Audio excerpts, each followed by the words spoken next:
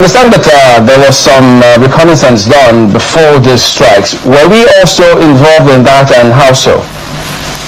It's Nigeria that provided the intelligence. I was on the phone yesterday for 19 minutes with Secretary of State Marco Rubio of the United States. We spoke extensively, and we agreed that I was going to speak with President Tinubu, for President Tinubu to give the go-ahead, and I did speak with him, and it was agreed also that the statements that would follow would be statements that will show clearly that it is a strike against terrorism and that it is part of the ongoing joint operations between Nigeria and collaboration between Nigeria and the United States, and that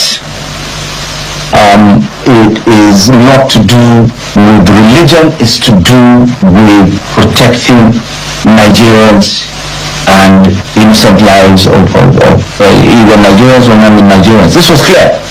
We spoke twice.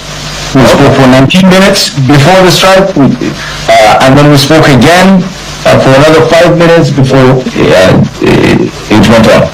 Okay. Joining me now is Nigerian Minister of Foreign Affairs, Yusuf. Tuggar, Foreign Minister, we appreciate you being here this morning. You posted a statement to X shortly after the strike saying that terrorist violence in any form, whether directed at Christians, Muslims, or other communities, remains an affront to Nigeria's values and to international peace and security.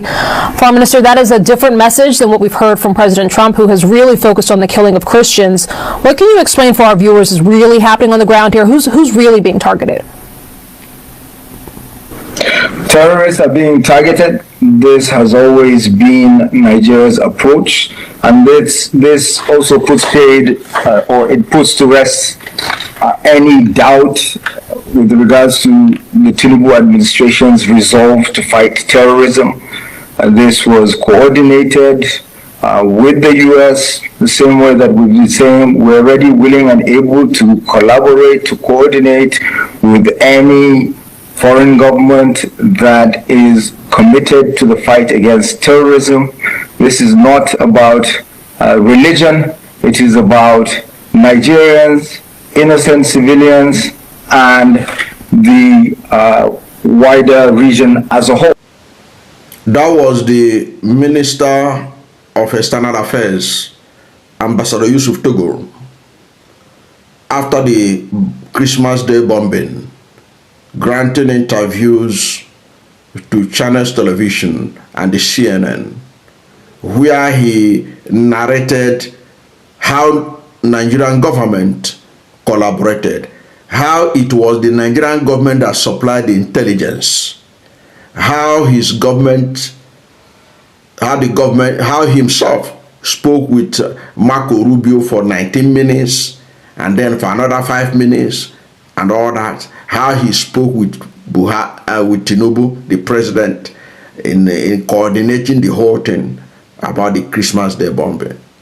Now, if the Nigerian government did all these things, if what Ambassador Yusuf Tuggar was telling us and telling the world was true, why is he silent about the New York Times report, which claimed that he was a screwdriver salesman that was behind the airstrike that was carried out by the United States?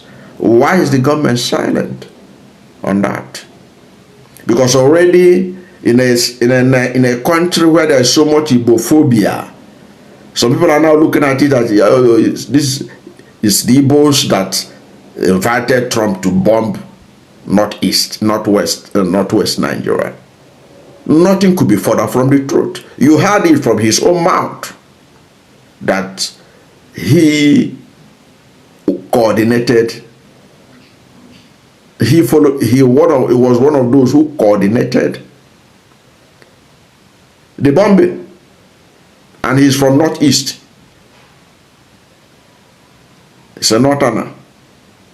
He was the one that arranged it. He was the one that pretended over it. perhaps at the behest of Tinubu. Of course, it must be at the behest of Tinubu. It was Tinubu who gave the order. Look at his narrative. He was asked to talk to Tinubu and all that.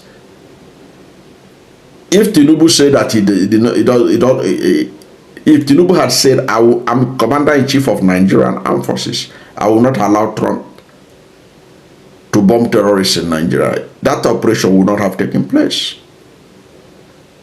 Because America was careful to ensure that the sovereignty of Nigeria was respected. Even when people were also saying that when it comes to the issue of genocide, countries lose the right to talk about sovereignty.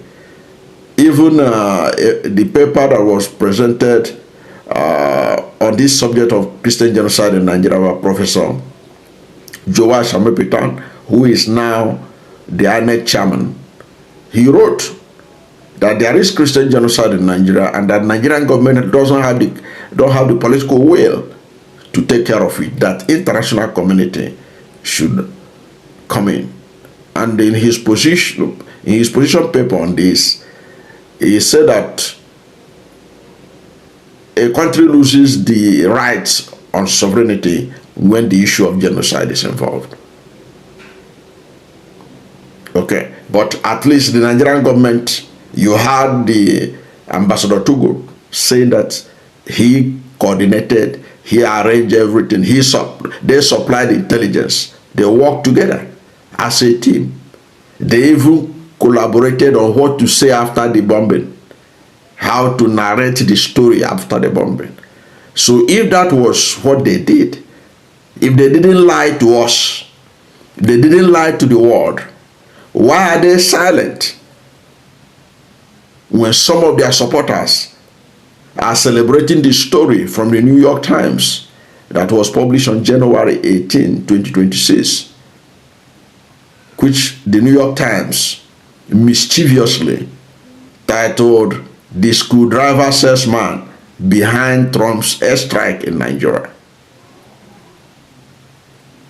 The presidency, the Minister of Foreign Affairs cannot claim that they are not aware of this New York Times story because it had been trending.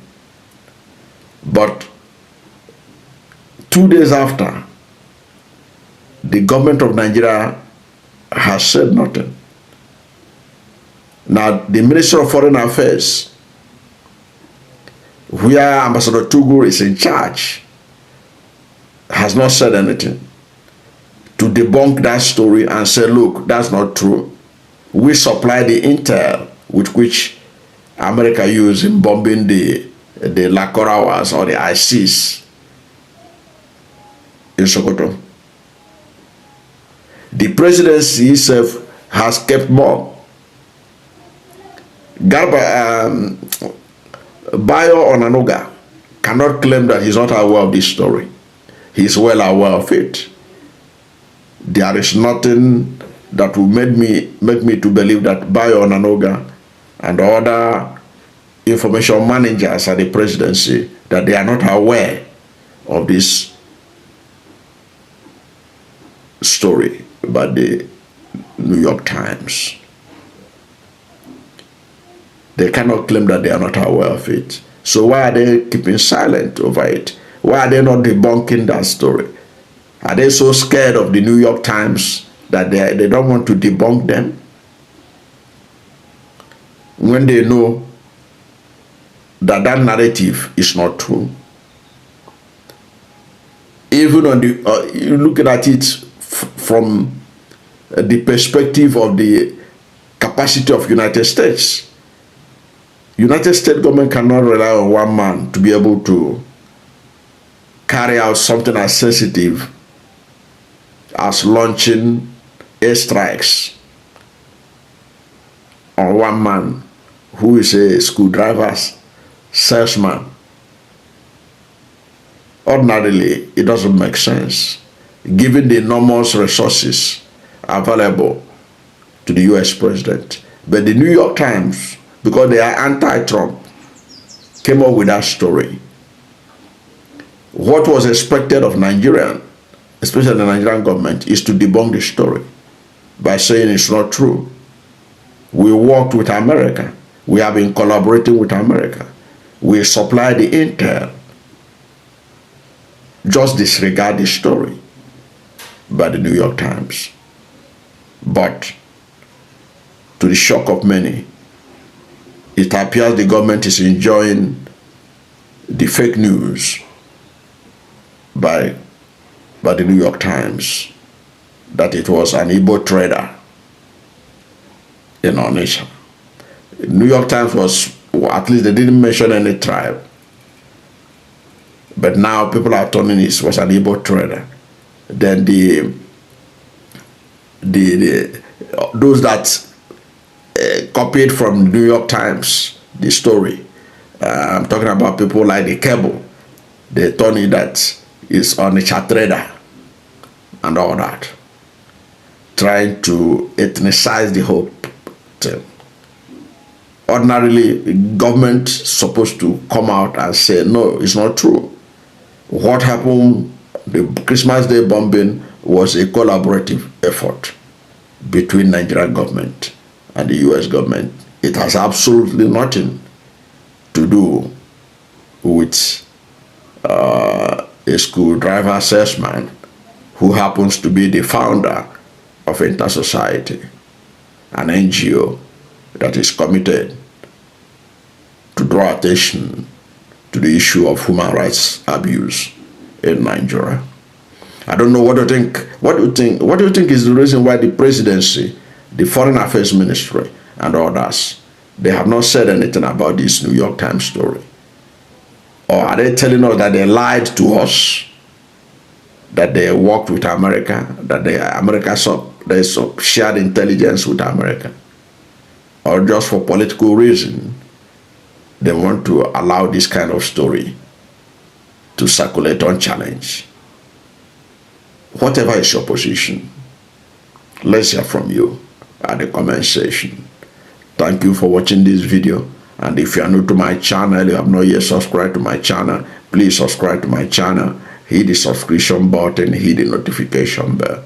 When you subscribe to my channel and hit the notification bell, anytime I have a new video, you'll be among the first to know. God bless you. And please don't forget to like this video, because when you like it, Google will rank it high and recommend it for more people. Thank you, and God bless you and yours.